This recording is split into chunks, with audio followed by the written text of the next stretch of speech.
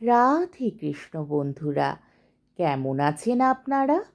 আশা করি সবাই ভালো আছেন। আজকে আবার একটা নতুন ভিডিও নিয়ে হাজির হয়ে গেছি। ভিডিওটি শেষ অবধি দেখার অনুরোধ রইল। আজকের গল্প বঙ্কিমচন্দ্র চট্টোপাধ্যায়ের শ্রেষ্ঠ উপন্যাস দেবী চৌধুরানী।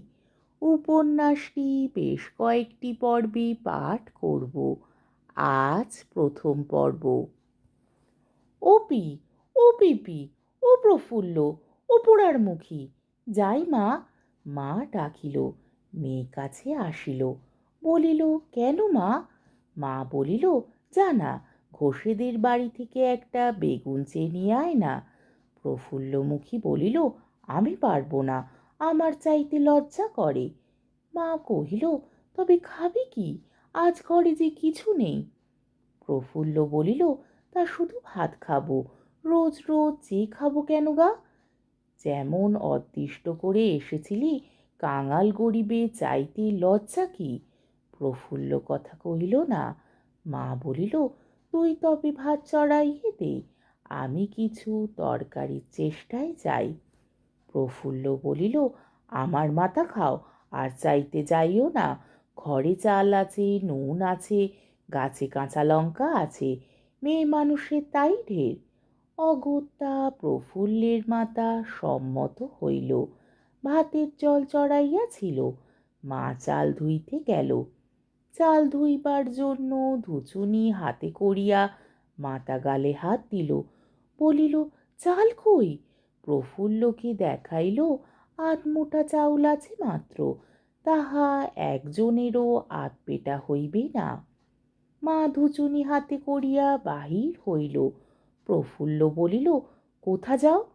মা কহিল, ধার করিয়া আনি, নইলে শুধু ভাতই কপালে জোটে কই।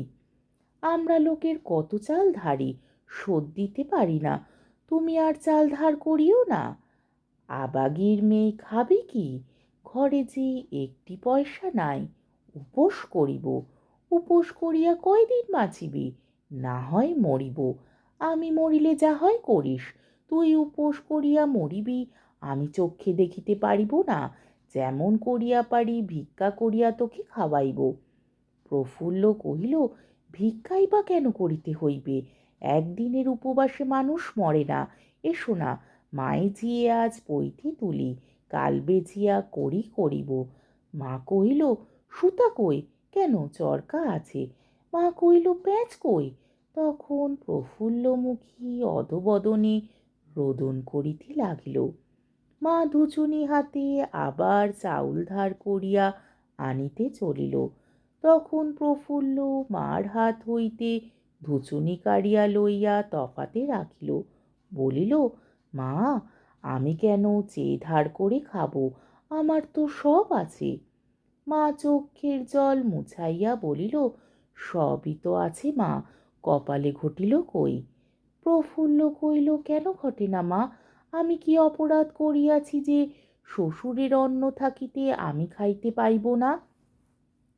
মা উত্তর করিল, এই অবাগির পেটে হয়েছিলি, এই অপরাধ, আর তোমার কপাল, নইলে তোমার অন্ন খায় কে?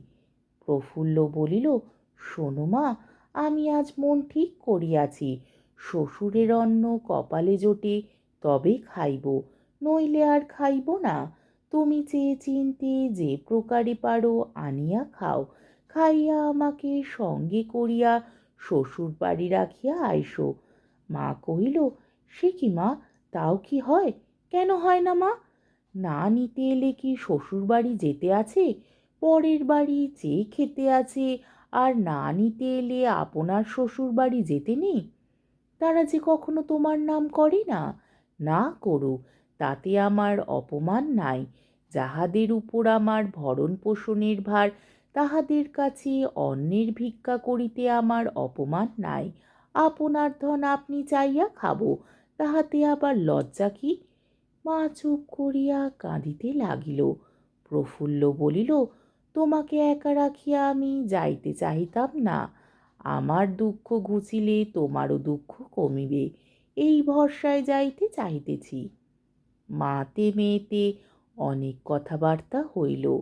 মা বুঝিল যে মেয়ের পরামর্শই ঠিক। তখন মা যে কয়টি চাউল ছিল তাহা রাঁধিল, কিন্তু প্রফুল্ল কিছুতেই খাইল না। কাজেই তাহার মাতাও খাইল না। তখন বলিল, তবে আর বেলা কাটাইয়া কি হইবে, অনেক পথ। তাহার মাতা বলিল, আয় তোর চুলটা বাঁধিয়া দিই। প্রফুল্ল বলিল, না থাক। মা ভাবিল, থাক, আমার মেয়েকে সাজাইতে হয় না। মেয়ে ভাবিল, থাক, সেজে গুজে কি ভুলাইতে যাইব, ছি। তখন দুইজনে মলিন বেশে গৃহ হইতে নিষ্ক্রান্ত হইলেন। আজকের পর্বটি এইখানেই শেষ হলো। আমার ভিডিওটি যদি আপনাদের ভালো লেগে থাকে তাহলে আমাকে কমেন্টের মাধ্যমে আপনাদের মূল্যবান মতামত অবশ্যই জানাবেন এবং আমার ভিডিওটিকে লাইক ও শেয়ার করার ও আমার চ্যানেলটিকে সাবস্ক্রাইব করারও অনুরোধ রইল। তাহলে আজকের ভিডিওটা এই অবধি। পরের দিন আবার এই গল্পেরই দ্বিতীয় পর্ব নিয়ে হাজির হয়ে যাব। ততক্ষণ পর্যন্ত আপনারা সবাই ভালো থাকবেন, সুস্থ থাকবেন, সাবধানে থাকবেন এবং আমার ভিডিওটি দেখতে থাকবেন। তাহলে আজকে আসি। রাধে কৃষ্ণ।